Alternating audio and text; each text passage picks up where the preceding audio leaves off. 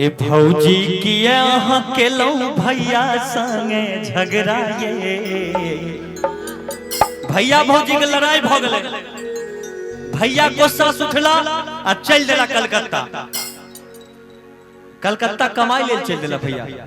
देखियो तब की होई छे भैया भौजी के लड़ाई में। भैया कहे छे ए भौजी किया के लो भैया संगे झगड़ा ये अब भैया भगला हवरा ये ना। देखियो आगे की सब होई छे। फिर भोजपुरी भी गैब, हिंदी मैथिली जे कहबै सब गैब। ए भौजी किया के लो ए भौजी किया के लो भैया संगे झगड़ा ये भैया भगला हवरा ये ना।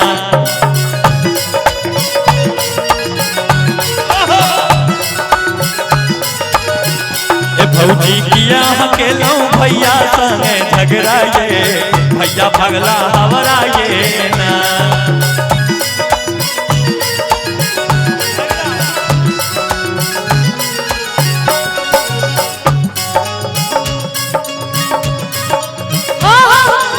साची कहे तोरे आपन से हमारा अंगना में आई बाहर भौजी अंगना में आई बाहर भौजी। जियो बाबा देवा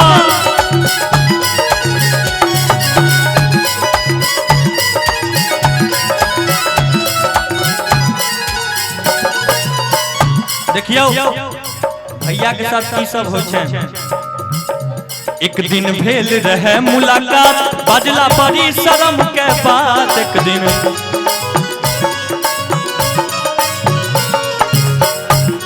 दिन भेल रहे मुलाकात बजला बड़ी शर्म के बात। एक दिन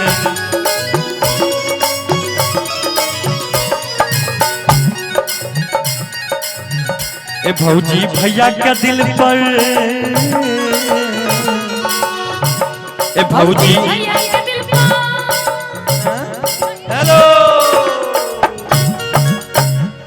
गाइए सीख लेंगे ना कि भौजी हमसे हंसे बोले बतियाबे के पड़ी। दिल देवरो संगे तोहरा लगावे के पड़ी। दिल देवरो संगे तोहरा लगावे के पड़ी। नेक देहब नहीं घुंघटा उठावे के पड़ी। नेक देहब नहीं घुंघटा उठावे के पड़ी। दिल देवरो संगे तोहरा लगावे के पड़ी। दिल देवरो संगे तोहरा लगावे के।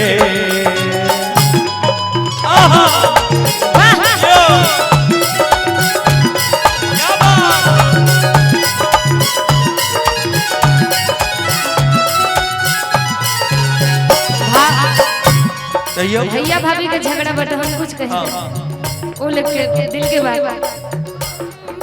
साजन तुमसे प्यार की लड़ाई में साजन तुमसे प्यार की लड़ाई में टूट गए चूड़ियां कलाई में टूट गए चूड़ियां कलाई में टूट गए चूड़ियां कलाई। अरे जन्म तुमसे प्यार की लड़ाई में जन्म तुमसे प्यार की लड़ाई में जागा मैं अकेला रजाई में जागा मैं अकेला रजाई में जागा मैं अकेला रजाई में। भौजी किया अकेला भैया संगे ओहो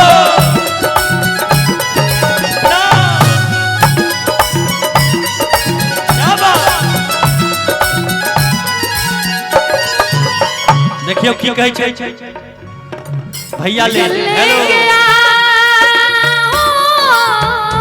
की चाहे छी दिल लो जबै लेके चल गइले दिल लेके आ परदेसी कोई रोकना था। दिल लेके आ परदेसी कोई रोकना था। क्या होगा होगा होगा मेरे सोच